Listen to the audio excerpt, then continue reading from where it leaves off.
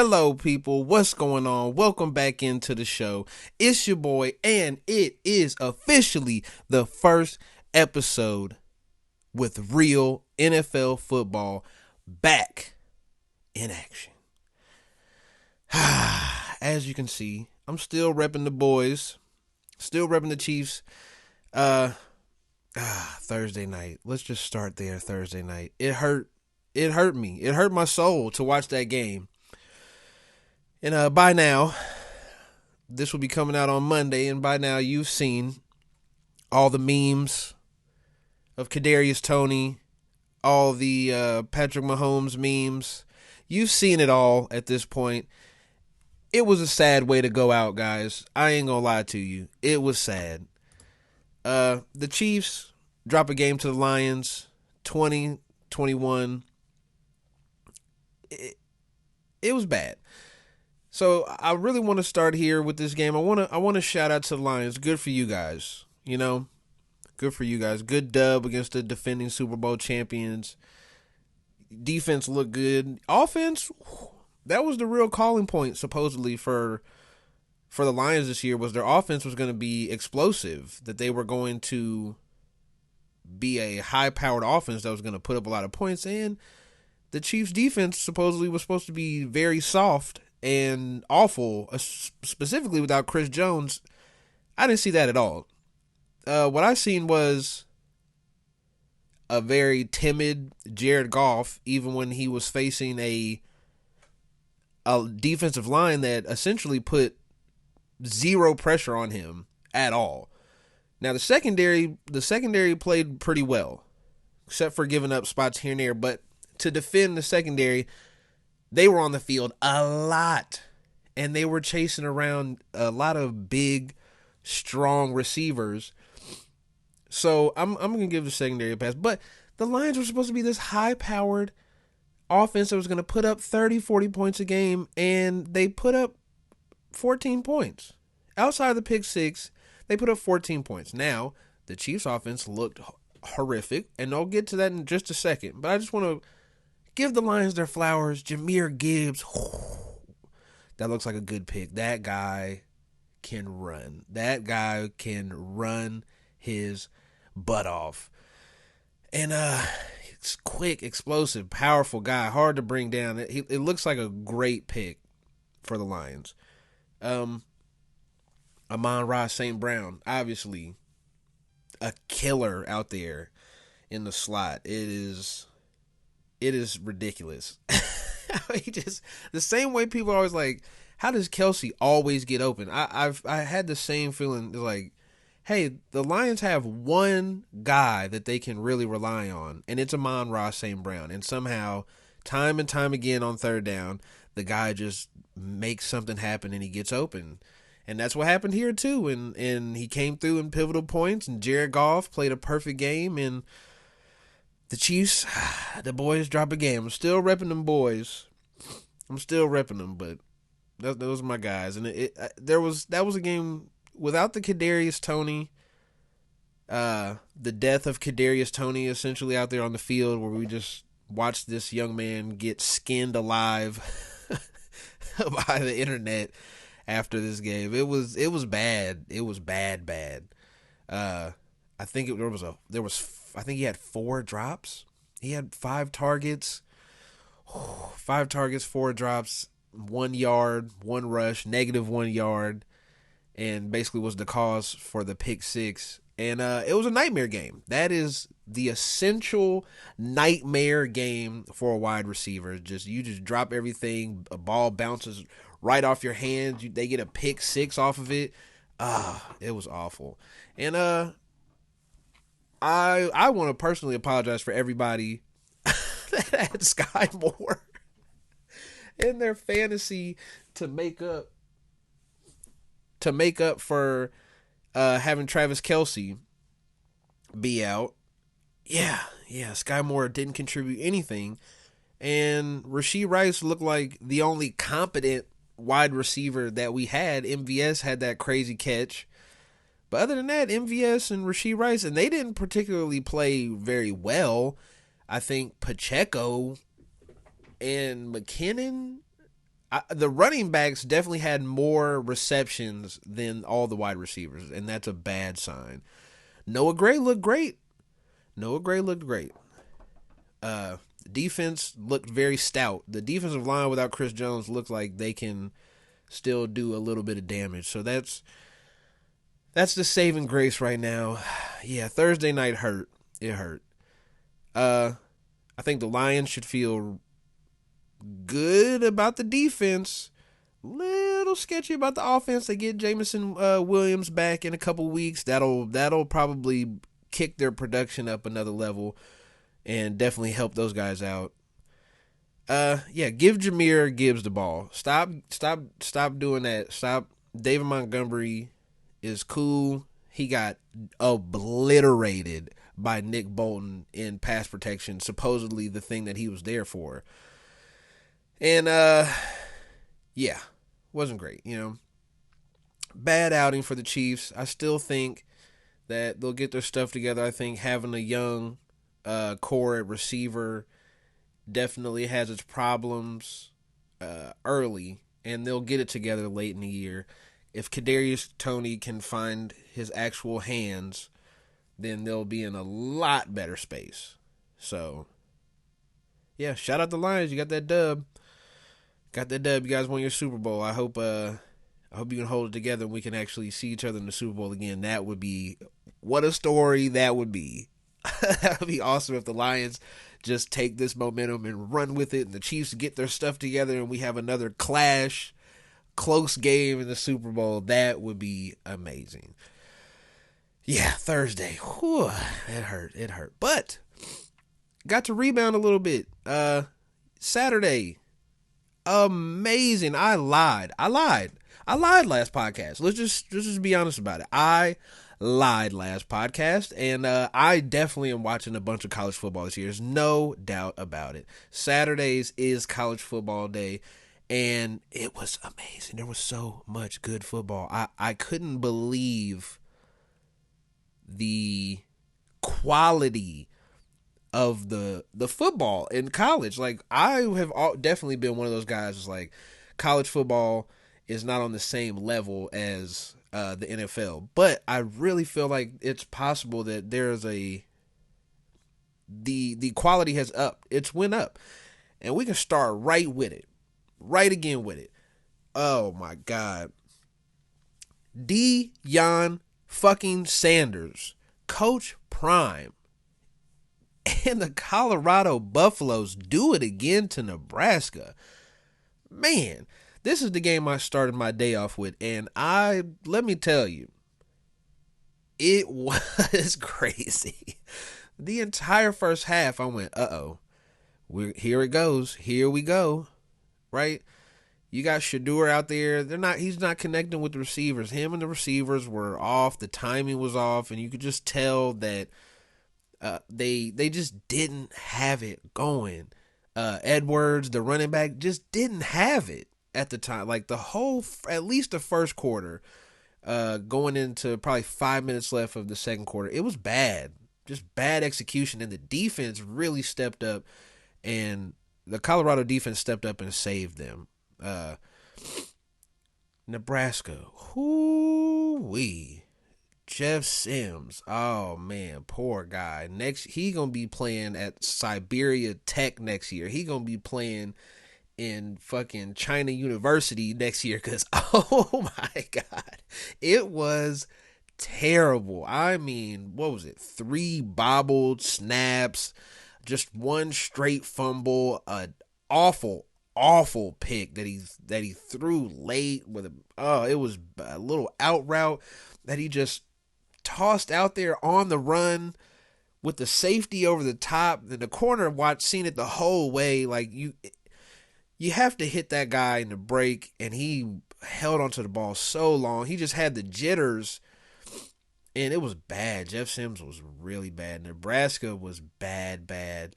And their defense did everything that they could. But when you just put a defense on the field time and time again, the way that Nebraska did, there's nothing you can do. Of course, at some point, Colorado's going to wake up and start making connections. It's going to happen.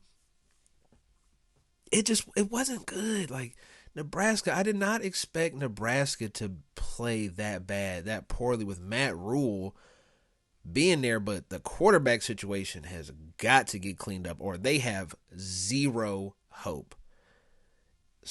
Like, and I just want to get back to let me stop dumping on Nebraska and let's point out that Coach Prime, when I first turned the Colorado game on, because I didn't watch the whole TCU game. I only seen parts of the TCU game towards the end once I seen that it was closed. This game, I turned it on, and immediately my first reaction is the defense, specifically the defensive line, looks so small. And as soon as I thought that, bam, I can't remember his name, but one of the kids on the defensive line just blew through Nebraska. And Nebraska's line looks like an NFL line. This is a bunch of guys who are 6'6", 6'7", 6'8", 400-pound guys. And one of those kids just blew straight through the line. And I went, uh-oh. And then another one did. A couple plays later, the same thing happened. I went, whoa, okay. Maybe there's something here. And time again, the defense continued to step up and shut down Nebraska. Shout out to those guys. And watching Shedeur Sanders, the kid, he could go win the high. If he continues to put these numbers up and play the way he's been playing all year so far, he could definitely go win the Heisman. I believe right now it's him and Caleb Williams. It's a race to see who can finish the season better. The fact that they're both in the Pac-12 and the Pac-12 is essentially set to dissolve in the next 2 years. How did you drop the ball so bad? It is beyond me.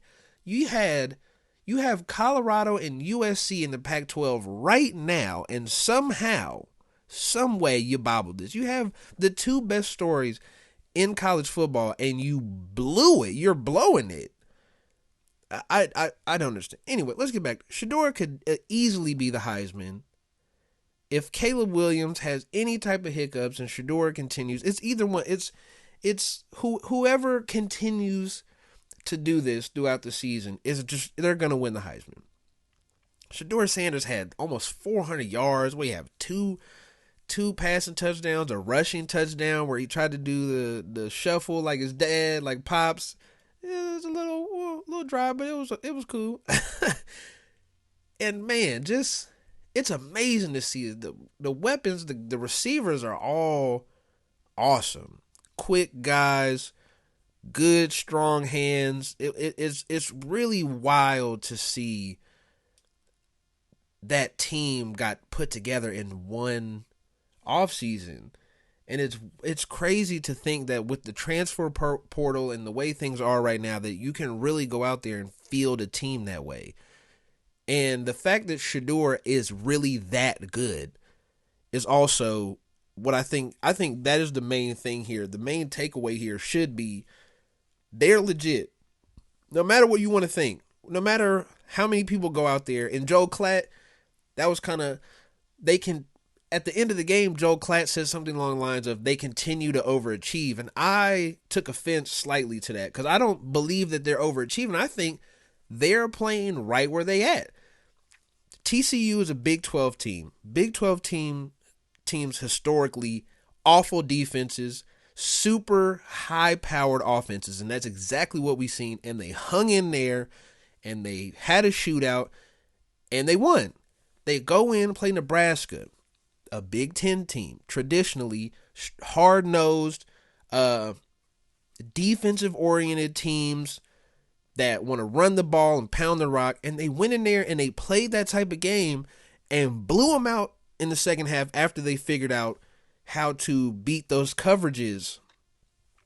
And that's you got to give it to Shedeur in that instance of how awesome he played in the second half. Once it seemed like he just had them figured out. Once him and the offensive coordinator had them figured out, it was over. They couldn't do anything. They weren't. The only thing that was a real legitimate issue and problem was the offensive line giving up so much pressure, but I can't blame the offensive line that much when you look at the fact that look at that defensive line. Look at Nebraska's defensive line. There's a bunch of grown men, like a bunch of NFL bodies on that defensive line. Now, granted, Colorado has the same makeup of offensive line, but they're not the same quality of players, and it showed. But Shedeur stepped up again, despite the pressure, despite all the bullshit, and somehow, some way, pulled out the dub. Not just a dub, a blowout. Not even, I said somehow, some way, but I know exactly what happened. Jeff Sims was so bad, and Shedeur was so good, and that was the end. And I feel like that was a theme for yesterday, is quarterback play in college football might mean more than in the NFL even. And that's kind of how I'm starting to look at it, is college football is very extremely slanted and oriented towards quarterback play more than the NFL even. Like, I don't think you can get away with just a strong, hard-nosed defense in college football right now. And that moves me on. That lets me talk about the next game that I watched also. I watched a little bit of Iowa State, and that was a really good game. Iowa came out with the dub. Not much to say about that game. I turned it off halfway through or so. I ended up having to do something else. Life happens. Didn't get to watch that whole game. But I did get to watch another hard-nosed, strong defense go out there and put in an effort, and it was Bama, Texas. What a game. Bama, Texas was awesome. I mean awesome. Both defenses going out there, playing out of their mind. Both offenses just time and time again coming with big plays. It would be two or three just plays of going absolutely nowhere. Quinn Ewers was throwing darts, baby. He was throwing ropes out there. It was he cut the mullet. He looks like a whole different person. He lost weight. He cut the mullet. Looks like a whole new guy. This new clean-cut look and attitude, I think, reflected in his game. I don't remember him throwing a turnover. I don't have everything up with me, but he played such a great game against that Alabama defense that just looked like it just didn't have the same juice as Alabama teams of the past. And I wonder what's happening there at Alabama. I don't follow college football closely enough to know if they lost a coordinator or did they lose what happened, but it's just not this. It wasn't the same Bama defense that we used to seeing, just an unstoppable Bama defense. It was really just they gave up too many big plays, big play after big play after big play that they would give up, and they would hold them down and they would give up a big play. But I think really what it come down to get off the defense a little bit, I think what it really came down to was Jalen Milroe, whatever his name is. Quarterback versus quarterback, right? That's what this really came down to. And Quinn Ewers was the better quarterback this game. It was crazy. The two big bombs over the top were awesome. The running game for Texas was awesome. I don't understand what happened to Bama running the ball. Like, I really don't know what happened, but that was such a great game, and it really got me hyped up for the college football season. And I lied. I'm going to be watching college football. I'm going to watch college football this year. It's inevitable. It's going to happen, okay? I'm going to be talking about it, the big games specifically, and yeah. So wrap it all up. Shedeur Sanders, Coach Prime, and the Colorado Buffaloes, awesome W. Yeah, let's see it again. Keep it rolling. Keep this rolling. This is awesome to see a black head coach and quarterback father, son. It's such an awesome story to see this actually coming to fruition and them really doing something with it. It is so great. Texas Bama, Quinn Ewers. Quinn Ewers, you the man. I think if Quinn Ewers continues to play the way he played against Bama, it's going to be a race. That Heisman race is going to be good this year. Ewers, Shedeur, Caleb Williams. I watched the USC game, turned it off at halftime. They blew Stanford out. I was watching the game wondering, I thought Stanford used to be a good, solid program. Like, what happened? I don't even know what happened. Like, that, it was embarrassing. They embarrassed them. They outclassed them. It looked like an NFL team going against a college team. It was bad. Simply put, bad.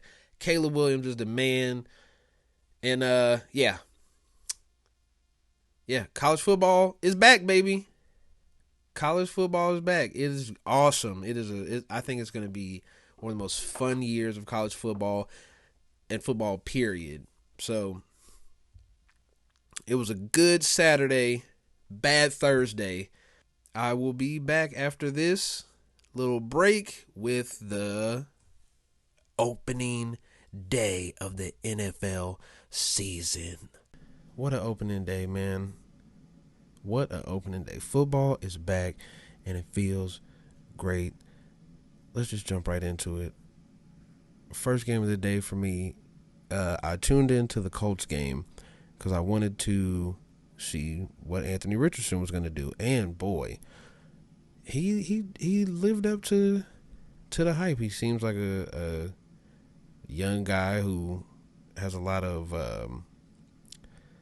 talent, just raw, and you could tell there were just certain things that he was struggling to see, and I don't think it was a situation of the game feeling too fast for him. One of the rare occasions where he felt like everybody's been explaining, he's 6'4", 250. He's built, and he, on an athletic level, he's ready for the NFL. But I just think on a purely throwing the ball and reading defenses and all that, I think, he's going to get there. I think by the end of the season, he could be looking very polished.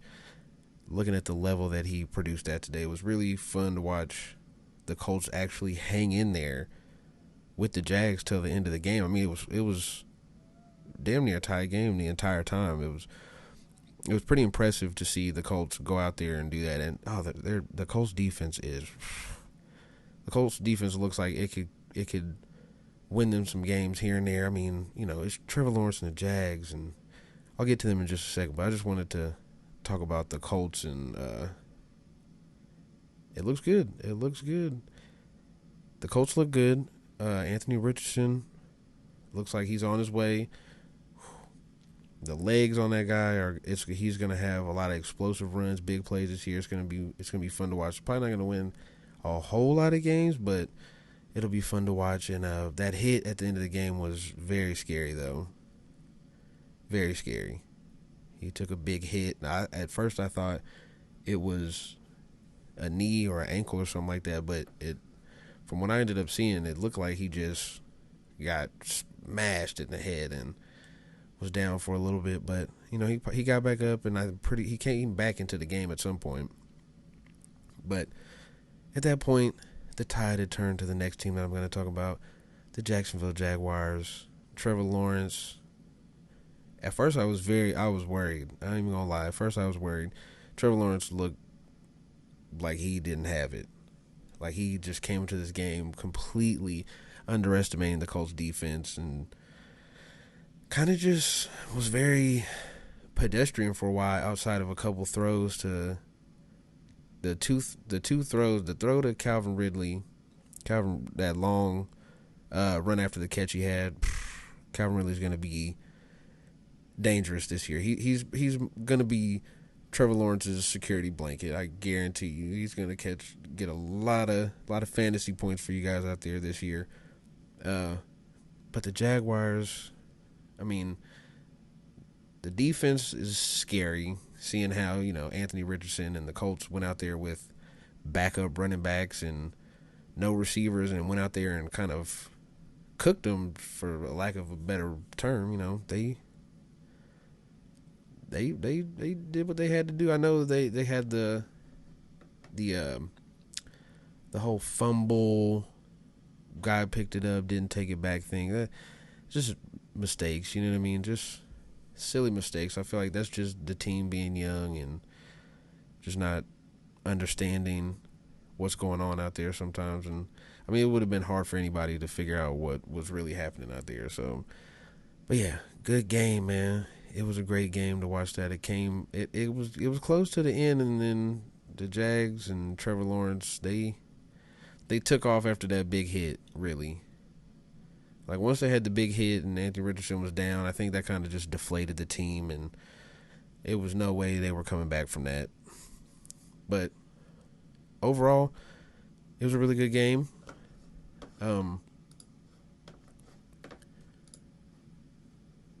Let's see, yeah. Calvin Ridley, crazy. Yeah. But let's move on to the next game. The next game that I want to talk about real quick, because I didn't really watch it all the way, but man, the Bucks 20-17 over the Vikings was needed it. Baker went out there and won me a little bit of money, so I will take that. I expected the offense to kind of struggle. I mean, they didn't struggle, they just struggled to score, really. I think Kirk Cousins ended up with something silly. He had 300-something yards. Like, it was, yeah. He had 340 yards, 2 touchdowns. But, I mean, you lost to Baker, man. That's what happens. It took too long. They came back and then got you with a field goal. That's how it goes sometimes. The offense was sputtering, and then they tried to get it together there, but thank goodness. Baker, thank you. I think, hopefully you've got a lot of weapons up there in Tampa with Baker. I think, I said they would be bottom of the barrel. I still think at some point they're probably going to fall apart, and we're going to see who the real Bucks team and who they are, but I think the real thing we learned here is the Vikings offense is going to struggle. And to be honest, they look like they can use a little Dalvin Cook help out there. They look like they could have used it today. And, yeah, not much else to say about that. Baker, you the man. Now let's go to another game in the early slot. A lot of talk about Kenny Pickett and the Steelers and them taking the next step after going something ridiculous like 7-2 or something like that at the end of the year. And everybody had very high expectations for the Steelers. There was a lot of people talking about this is the time, and I bought into the Steelers hype, and boy, oh boy, after that rant, that whole episode last week that I did on Kyle Shanahan and his coaching, what a way to go out there and just make me look like a complete idiot, Kyle Shanahan. Jeez. It was a bloodbath. It was a bloodbath early, and it just, yeah. It was clear as day. The Steelers are not ready. It's not put together. Kenny Pickett, this is not his time to take that next step into being a real top of the line quarterback. It's not time. The guy on the other side of the ball, I feel like we're going to see a lot of Brock Purdy, but watching that game and what I've seen, especially in that first half, it wasn't Brock Purdy, man. It's Christian McCaffrey is the real quarterback of this team. If Christian McCaffrey, if they can continue to get blocks like that, like the lines is crazy, right? The Steelers line just looked completely outclassed. Completely. That 49ers offensive line is it's crazy. And if that's the Kyle Shanahan offense and I understand that it's mostly the blocking scheme, but I just it can't just be all scheme. to me, that's the whole point. Is that can't just be all scheme. Those guys dominated the Steelers outside of T.J. Watt, who, I mean, it's T.J. Watt. T.J. Watt's going to do whatever he wants to. But, man, not much to say here. 49ers look like the same old 49ers from the last couple of years. Were very dominant. Just talent everywhere. Brandon Ayuk going crazy. Patrick Peterson got put in a blender. He got tossed around. It was not great. Steelers fans, hold out hope. It could be the same thing as last year. You struggle all year, and then by the end of the year, you somehow rally around and bring it back and get a dub, or dub for the season. Win, be over 500 for your season. Fingers crossed for you guys. But another blowout in the early slot. Oh, this hurt. This hurt to watch. In most other circumstances, I would probably take the time to dunk on Joe Burrow because he's very frustrating, and being a Chiefs fan, this should be the best time to just dogpile on Joe Burrow and be like, ha ha, laugh at the Bengals. But I feel bad for Joe Burrow. That offensive line is horrendous, and they got destroyed. It was embarrassing. Simple as that. Straight up, nothing else but pure embarrassment. Deshaun Watson, and it's so bad for the Bengals, I don't even know what else to talk about. You have to get an offensive line for Joe Burrow. It's Orlando Brown Jr. I called it. I tried to tell you. Orlando Brown Jr. is not good. I watched him all last year. He's serviceable. He's, you know what? He is good. He's not a great left tackle. There was a lot of instances last year with Mahomes where he is not an elite level left tackle, and I think somehow the Bengals, I even have a note here that says the Bengals O-line is even worse than it was before. I think that pretty much sums this game up. And on the other side of the ball, Bradley Chubb is a monster. Like, Bradley Chubb and that Browns defense is going to carry the team, and all Deshaun Watson has to do is just hold on and go for the ride, because it was the Bradley Chubb show and the defense show, and just Myles Garrett going crazy. The whole defensive line for the Browns, they destroyed them. It was Browns 24, Bengals 3. Joe Burrow only had 82 passing yards the entire game, 14 for 32. Everything that he did connect with was short. Couple intermediate throws on third down to get the first. But other than that, it was bad. It was bad. He was running for his life and dipping and dodging. There's only so much dipping and dodging you can do when the whole defensive line releases, like, off the block. Like, there was times where it was all four. They rushed 4, and all 4 got off the block. Horrible. Scary, especially coming back from a calf injury where somebody could land on your ankle when you got 3-4 people diving on you. Yeah, it was, oh man, the Bengals, I feel bad. I would usually take the time out to talk shit and dunk on the Bengals and Bengals fans, but I can't even do it. I don't have the heart. I don't even have the heart to do that right now. I can't do it to Joe Burrow. I'm sorry. Deshaun Watson, you wasn't good enough to. It's just, it felt like, oh, okay, Deshaun is just gonna be Daniel Jones now. That's kind of what it felt like. Like, okay, you make one or two plays you made a couple plays with his legs, 1 or 2 throws, and that's all he has to do. You got a great running back, good defense. All you got to do is go out there and make 3, 4, 5 plays a game, and you good. And that's what Deshaun Watson went out there and did. Shout out to y'all. Going and getting the dub. Okay, let's see. What other games here? Saints Titans. Saints won by 16-15. Could have told you. Derek Carr looked like Derek Carr, threw some inexcusable picks, threw some awesome darts.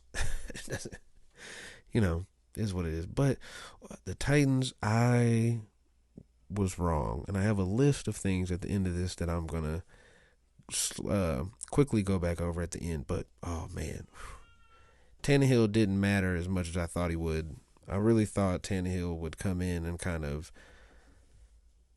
ease the offensive pain that the Titans had all last year or half of last year or whatever, where they just couldn't get everything going. And that was the same thing here. They just couldn't get anything going. They couldn't finish drives. Tannehill is not it. Broncos Raiders. Raiders win by 17-16 over the Broncos. And okay, here Russell Wilson looks okay. Russell Wilson looked better than last year. Uh, they also have something on the list that I'll talk about later, and the Raiders still. I knew there was no way the Raiders lose this game, man. Like Jimmy Garoppolo isn't necessarily an upgrade over Derek Carr, but he's also not a downgrade over Derek Carr either. It's about an even trade, maybe just getting somebody that's a little more put together, a little less prone to just tossing something up there, kind of, Brett Favre style, just kind of throwing something out in the air. Not, Jimmy G is more of a steady hand in there. But overall, it was just, I couldn't watch that game. It was just bad football. Bad, bad, bad football. Uh, Falcons Panthers. I don't want to dunk on Bryce Young too much. This isn't a very dunk heavy section. Well, not section, but episode today, because it's week one. I don't want to overreact to a lot of things. Falcons go over the Panthers 24-10. And just, Desmond Ritter didn't do all that much. Tyler Algiers went crazy. Bijan Robinson showed why a lot of people have been trying to hype him up or take him in fantasy drafts. The kid, if they give him the touches for it, looks like he's gonna do a lot of damage. Let's see, what other games do we have? Just going to try to get past. Ravens Texans is the Texans. They were supposed to lose the game by double digits. That's CJ Stroud. I didn't really see a lot of this game, but the things I did see, CJ Stroud was just unremarkable. And Lamar Jackson and them, I just don't count this as a real view into what they did. Let me look actually at the stats, because I didn't really look and see what happened. Oh, okay, CJ Stroud, excuse me. So the things I did see from CJ Stroud, it just didn't look like he did a lot, but he has pretty good stats here. 28 of 44, 242 yards. That's not bad. It's a pretty good game. Lamar Jackson, did Lamar Jackson. They didn't, for all the talk of them talking about throwing the ball, they didn't throw the ball a lot. I guess they were up most of the second half, so they kind of probably just pulled the reins back a little bit. But yeah, blowout, 25-9, Ravens over the Texans. Excuse me. Oh man, Rams Seahawks. The Rams dusted the Seahawks coming out of nowhere, and the Rams defense. I don't know if it was just an injection of youth that really made a difference, but Seahawks. Geno Smith just looked like he didn't have it all the way. But yeah, complete blowout. Not too much to say about that game. But the other than one more. Commanders Cardinals. Commanders go over the Cardinals 20-16. Just, a lot of bad football. I don't really want to talk about Cardinals Commanders. It just was bad football that nobody should watch. Nobody should be subjected to watching that type of game. Now, there was some things that happened where you just looked like the Cardinals could have took the game, but no, bad football. Weird game. Yeah, that's one of those I was like, yeah, I'm not going to try to commit another screen to the Cardinals Commanders game. Not happening. But the 3 o'clock slot, oh man, let's start with One of the games that disappointed me the most, the Packers, with 38 points, defeat the Chicago Bears. And man, was I so disappointed. I bought into the hype. I drank the Kool-Aid.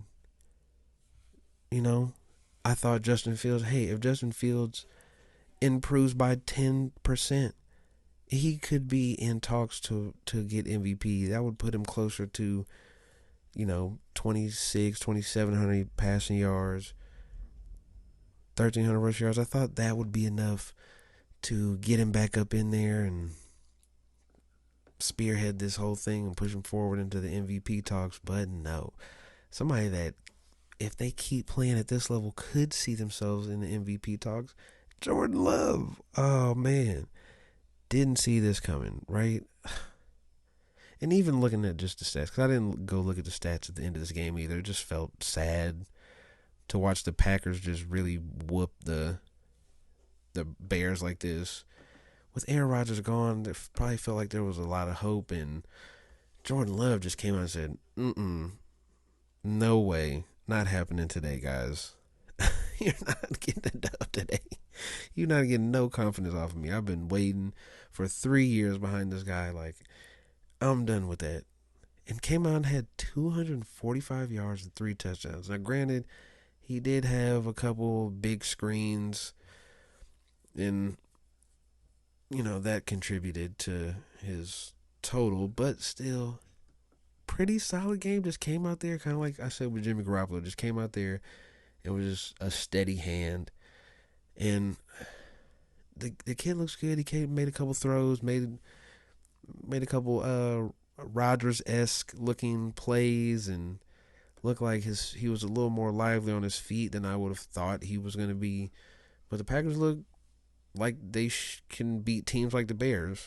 So I don't know how much that means. I don't know if you play an actually good team, because the Bears' defense was terrible. They were just getting walked on all day. Made Jordan look like a superhero. And I don't know if Jordan Love is really like that. I would have the tendency to believe that the Bears defense might just be that bad, and you need a better defense with a guy like Justin Fields. You need to be able to get leads. Same thing with Jalen Hurts last year. Just get leads, hold leads, but that defense is porous at best, and not gonna be able to let that offense shine the way it needs to shine. And plus, even just execution in the passing game for them just wasn't good. It looked bad. They were just off. Yeah, bad day for the Bears. But that first game of the afternoon slate, the Eagles-Patriots game. Now, I didn't see this game until halftime.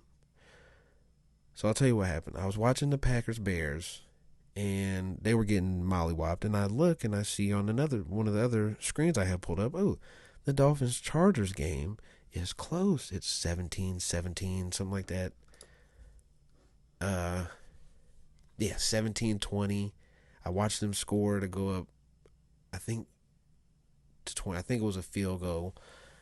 The Dolphins go up, and I see on the other screen this Eagles-Patriots game and go, what's happening right now? Because when I first seen the game, it was 16-0 in the first 7 minutes of the game, and I didn't understand what was going on. When I came back at the halftime looking at the scores, okay, this game's close. Which game should I watch, pull up on the big screen? I look and I see it's 16-14. And the Pats have come back and closed the gap on the Eagles. And I couldn't believe it. So I go watch and just watch Jalen Hurts just eat dirt. Just eat it out there. Was he super accurate? No. Did he look like he didn't know what to do? Yes. Now, is that a symptom of Belichick or a symptom of Jalen Hurts being bad, I would lean towards Belichick figured him out. But the problem with Belichick figuring you out is everybody's going to follow Belichick and his infinite wisdom of, the 7, 8 Super Bowl man. And his defenses, his legendary defenses, and look what it did. Did it again. But the problem is the Eagles win 25-20, mostly because Mac Jones just can't put it together. In the end, in that last drive, the last few minutes, he just couldn't get his shit together. And he just looks, you're not that guy, pal. He's the meme. You're not that guy, pal. You're not it. It looked like he's a secondary level quarterback. Like he's not. He's in the lower half of quarterbacks. I feel like that was a theme here. And if you look what they did, the Patriots said, "Hey, we're down big and we're gonna lean on you." And if you look at the stats, 35 of 54, 316 yards, 3 touchdowns, 1 interception. You would think watching that would be like, wow, Mac Jones is the man. But in the end, he couldn't pull it together. He just couldn't do it. Like there was a couple throws where you're just like, ooh, what is happening? Just it looks like he's accurate, but just has that panic. Like his panic mode and Patrick Mahomes' panic mode is 2 different things, and it was not fun to watch him kind of just panic and blow the game right there at the end. But yeah.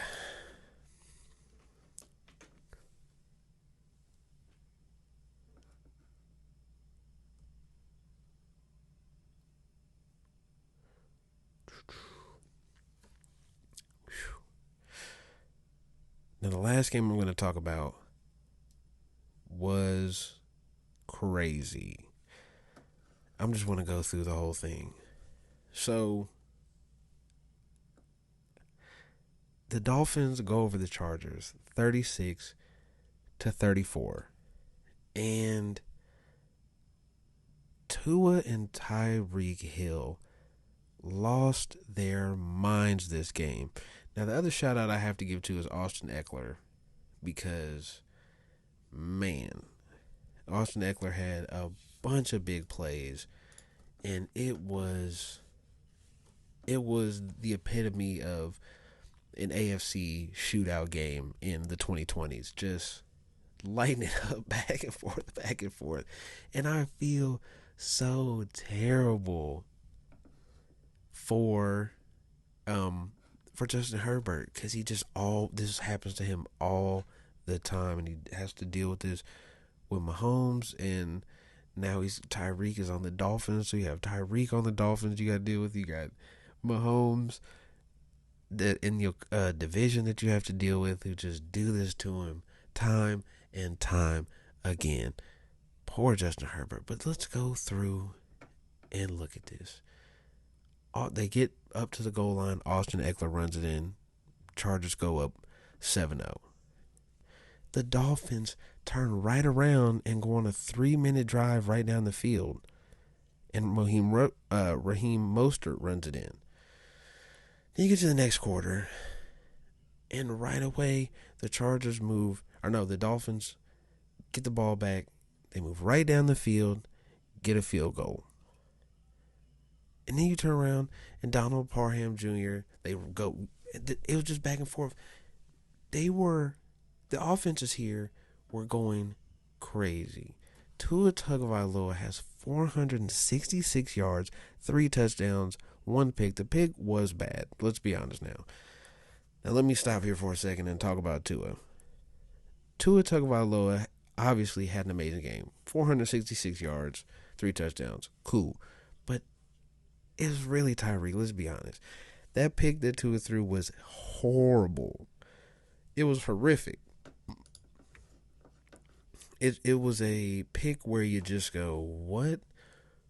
What did you see? What did you not see? What was you doing? Just what was you doing type of throw. And it's the Tyreek Hill party, let's be honest. On that side of the ball, Tyreek saved the day a couple of times there at the end of the game. and did typical Tyreek stuff that he would do with the Chiefs. The 13 seconds game. Need I say more? Stuff like Tyreek Hill went crazy, but Tua looked good. I can't lie. Definitely just thrusted yourself into the MVP conversations with that type of showing. But I hope that we can really look at what it was that Tyreek just carried this team to a win at the end. And Justin Herbert, as much as I want to hype up the Dolphins, I really want to talk more about how the Chargers just kind of what happens. I don't really understand what happens. It's just like they just don't have it. No matter what they do, they just can't finish games. Like it's so tough to watch the Chargers, and I know like I feel so bad for Justin Herbert. You're in a stadium where every home game is an away game, and you get in these close shootouts, and you don't have the crowd support. You're on offense at home, and the crowd is going crazy. It's too loud where it's messing up snaps and doing all this other stuff, and you're at home, and the crowd is doing this. It's like, wow, I know it's got to say you can see a few times where it affected them, but what really affected this game, and what I'll finish with talking about this game, the offensive line for the Chargers just folded like cheap sheets. They folded like one ply toilet paper. They folded up like a used Playboy magazine. They folded up so bad. In the end, it was just, there was one sack where I just felt sick to my stomach watching Herbert get sacked like that. It was embarrassing. It was, yeah. So you got lack of crowd involvement. You've got lack of participation in the O line. Just the O line not even getting close to getting. They sent these blitzes where they looping around and coming off the corner and coming out of the secondary, and the offensive line just handled it as bad as possible. And poor Justin Herbert. There was one where he had three people on him, and he tried to throw it, and you can just see the defender just hugging him. And it's like, yeah, you 6'5", 230, that's cool, bro. But when you got three defensive linemen and linebackers on your head, that means nothing. That does nothing for you. And so that's I mean, as simple as it's very simple. You know, Tyreek goes crazy. Oh yeah, I forgot. Tyreek catches that crazy bomb that he runs in with like 2 minutes left, and they miss the field goal, which means all the Chargers have to do is get into field goal range. I totally forgot till I just seen it again right now. All they had to do was get into field goal range, but the offensive line just gave up completely. I don't know what happened if it was a lack of not realizing that the blitz is coming and they're sending too many people out and not giving Herbert enough protection.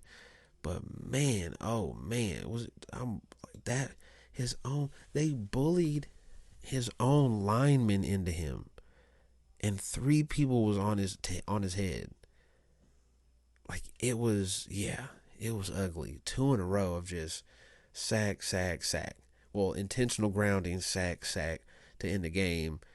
Just like one of the worst possible ways to go out. the Chargers, the Chargers chargered, man. It was a lot of that today. A lot of just, oh. So I do have a little segment here of a couple things that I should have known. First off, I should have known that the Steelers weren't ready to take on the 49ers, even if the potential is there. Even if all the talent on the edges, and if Kenny Pickett can just get it together, and the defense is the defense. The problem is the defense didn't defense today. They didn't defend. very well.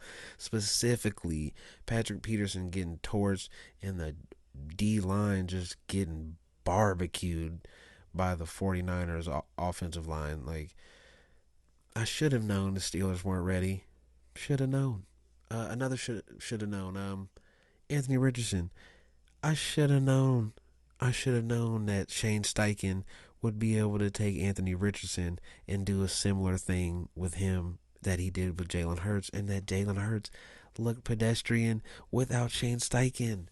Of course, I should have known. I should have known this would be enough to hang with the Jaguars also. I should have known the Vikings' luck would run out eventually, and it did. The Vikings won 7, 8 games or something by one score in the fourth quarter. Kirk Cousins had the most fourth quarter touchdowns in the league last year with like 12 or 13 or 14, some crazy number. Basically won a game essentially. They couldn't do it here. Of course, I put money on it. I figured Baker somehow, some way would pull out a W over just regular old Kirk Cousins, and he did. But Kirk Cousins did his thing. It was just they couldn't finish drives. And that's what happens when you can't finish drives against a bad team. I should have known Tannehill couldn't make a difference for the Titans. I should have known that it wasn't enough. I should have known that it's Tannehill. Tannehill is not a great quarterback. He's not a difference maker of a quarterback. He's just Ryan Tannehill. And sadly, that's just not enough to beat Derek Carr. Another I should have known. I should have known that even I thought with all the mistakes that Derek Carr always makes every time that it wouldn't be enough to overcome the Titans. The problem is the Titans were completely impotent. And I think they scored every point. I think all their points was just 5 field goals. Yeah, pretty sad. Another should have known in the last one. I should have known Jordan Love sitting behind Aaron Rodgers, getting an offense basically pre-made for him from Matt LaFleur and making Rodgers be the guinea pig for his offense would make him better than I thought he. I should have known he was going to be better than I thought he would be. I should have known that. I should have seen that coming. But guess what? That's why this section is the I should have known. Because guess what? I didn't know. I did not know this was going to happen. And yeah. Yeah, it was crazy. Crazy first week, man. I couldn't ask for a better first week. This was really fun to watch from Saturday with all the college games to now. And right now, I just have to talk about it while I'm still here before I put this out, because I'm recording this episode as the Giants game was on, hoping that the Cowboys-Giants game would be a good game, and that by the time I got done with this, it would be halftime, and I could watch the rest of the game. But no, I should just talk about this now. The last I should have known. I should have known that the Giants wouldn't be able to do anything, because right now, as we sit with 1 minute left before halftime, the Cowboys are up 26-0 on the Giants. A complete and utter blowout. The whole first sequence of the game, Daniel Jones looked good. Daniel Jones looked fine. And then they go down and they get the kick blocked and return for a touchdown. And then the Cowboys subsequently miss the field goal. And it's just, it's off to the races after there. They just score again and again and again. And I don't know how many I have to look, because they're just kicking field goals like crazy. They, scored the touchdown, missed it, got another field goal. Then, yes, a pick six. A pick six for a touchdown. A field goal return for a touchdown. Man, oh man. Another field goal, and then just a good solid drive, and they score a touchdown. Whew, yeah, Giants going out bad. All that Giants stock is down the drain, especially, and also all the Justin Fields stock down the drain.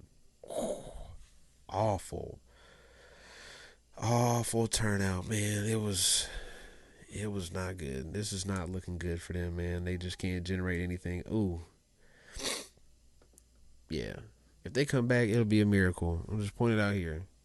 I don't believe it. I'm just gonna go ahead and say that the Cowboys have won this game, and I'm gonna count it as a dub. And yeah, not good. So yes, that was this week's episode, man. I probably will have just another short episode coming out sometime during the week to, talk about a couple things and maybe talk about the Monday night game because that's so too juicy to not talk about. Jets Bills Monday night. Yeah, it's coming. Football's here. We're in the middle of the football season. It's back. Oh, it feels amazing. It feels amazing that football is back. Thank you. Thank you for football being back.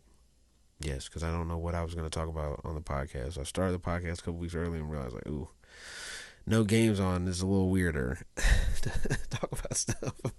That's why you had a whole Shanahan cast that completely, I might as well go ahead and delete that. But I'm glad football's back. This was fun. This was a good episode, and I'll be back. See ya.